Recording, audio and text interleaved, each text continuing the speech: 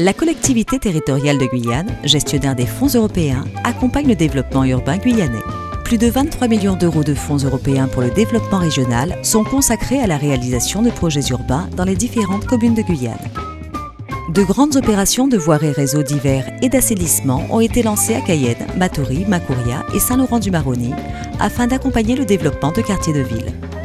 Dans le cadre du PO FEDER-FSE 2014-2020, les opérations de VRD à Cayenne, Macouria et Saint-Laurent sont financées à hauteur de 8 600 000 euros. Dans ces villes seront bientôt implantés des logements, des services de proximité et différentes activités économiques.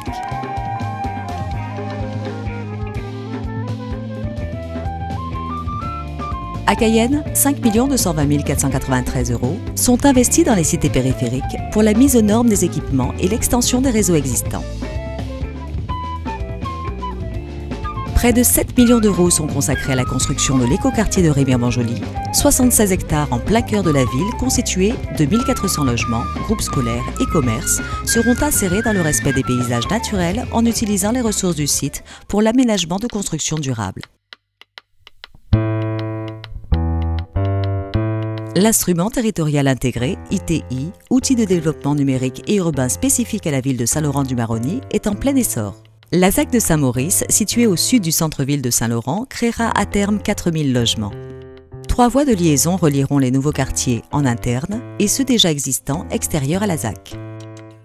Grâce à l'outil de développement numérique ITI, Saint-Laurent sera une des premières villes de Guyane à être connectée par la fibre optique.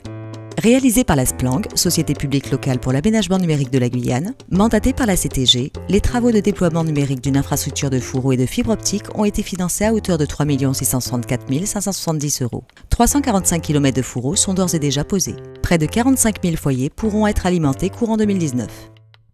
Des carbets numériques, points d'accès pour les zones les moins connectées de la ville, seront mis à disposition. Actuellement, l'ensemble de la commune est connecté jusqu'au village Parwin sur la route d'Apatou. Parallèlement, la SPLANG a lancé une étude visant à câbler en fibre optique la totalité du territoire.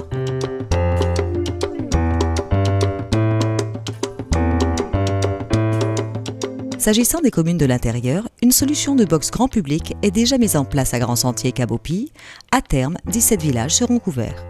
La construction d'une antenne satellitaire reliée au hub régional permettra de pouvoir alimenter en très haut débit les zones blanches de la Guyane. Il s'agit de l'offre KU.